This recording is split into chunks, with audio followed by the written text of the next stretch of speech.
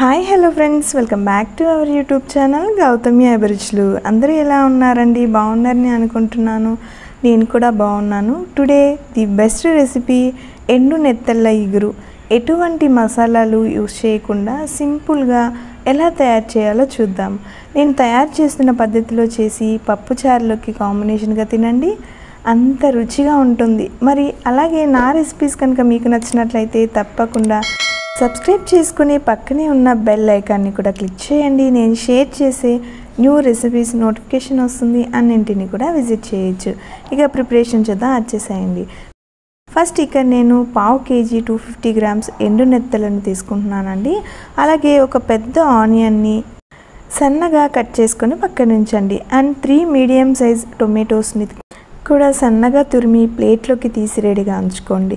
అదేవిధంగా నిమ్మకాయ సైజ్ అంతా చింతపండును బౌల్లోకి యాడ్ చేసి 1/2 glass వాటర్ని పోసి చింతపండు పులుసును ఫిల్టర్ చేసుకొని పక్కన ఉంచుకుందాం. ఇప్పుడు స్టవ్ ఆన్ చేసి ప్యాన్ పెట్టండి. ఇందులోకి 250 grams నెత్తలను వేస్తున్నానండి. ఇవి మాడనివ్వకుండా లో ఫ్లేమ్లో దోరగా వేయించాలి. మరొక పాత్రలోకి వాటర్ని యాడ్ చేసి వేపిన ఎండు నెత్తలను ఈ వాటర్లోకి వేసి క్లీన్గా 2 to 3 times ఈ పద్ధతిలో చిలుకుకుంటూ వాష్ చేసుకోవాలండి. అలాగే ఈ నెత్తళ్ళలో సన్నని ఇసుక తప్పనిసరిగా ఉండనే ఉంటుందండి, కనుక శుభ్రంగా క్లీన్ చేసి పక్కన ఉంచండి. ఇప్పుడు మరలా స్టవ్ ఆన్ చేసి ప్యాన్ పెడదాము.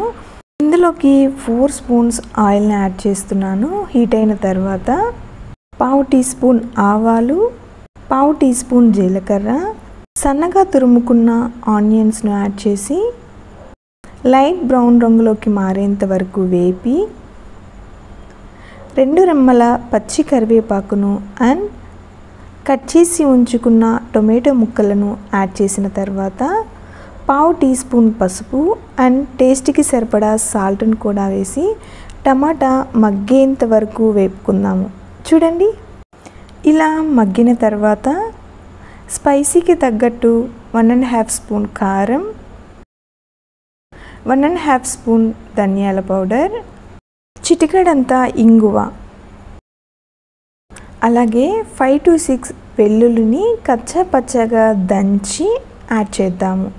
ఇలా వీటన్నింటినీ ఆయిల్ పైకి తేలేంత వరకు ఫ్రై అయిన తర్వాత ఇప్పుడు చింత పులుసును యాడ్ చేసేద్దాము. ఒకసారి ఈవెన్గా కలుపుకొని నేనైతే 1 glass of వాటర్ని యాడ్ చేస్తున్నానండి. మీకు పులుసు ఎక్కువగా కావాలి అనిపిస్తే వాటర్ని ఎక్స్ట్రా యాడ్ చేసి ఈ పులుసు కారపు వాసన పోయి కర్రీ చిక్కపడేంత వరకు కాగనిద్దాము.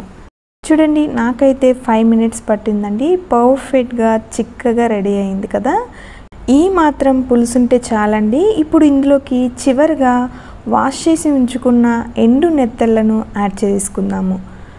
ఈ నెత్తళ్ళను అన్నింటినీ పులుసులో కలిసేలా చక్కగా కలుపుకొని 5 minutes కుక్ చేసి స్టవ్ ఆపేద్దాము. మరీ ఎక్కువగా బాయిల్ చేయాల్సిన అవసరం లేదండి.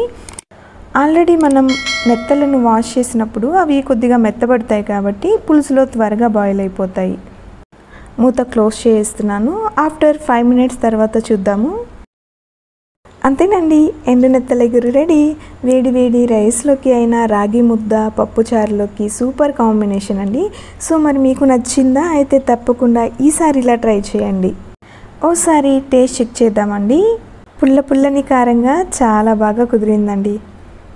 చూసారుగా ఫ్రెండ్స్, నా రెసిపీస్ మీకు నచ్చాయా? అయితే తప్పకుండా సబ్స్క్రైబ్ చేసుకుని లైక్ చేసి మీ ఫ్రెండ్స్ అండ్ ఫ్యామిలీ మెంబర్స్తో కూడా షేర్ చేసుకోండి. మరిన్ని న్యూ రెసిపీస్తో మళ్ళీ కలుద్దాం. Thanks for watching. బాయ్.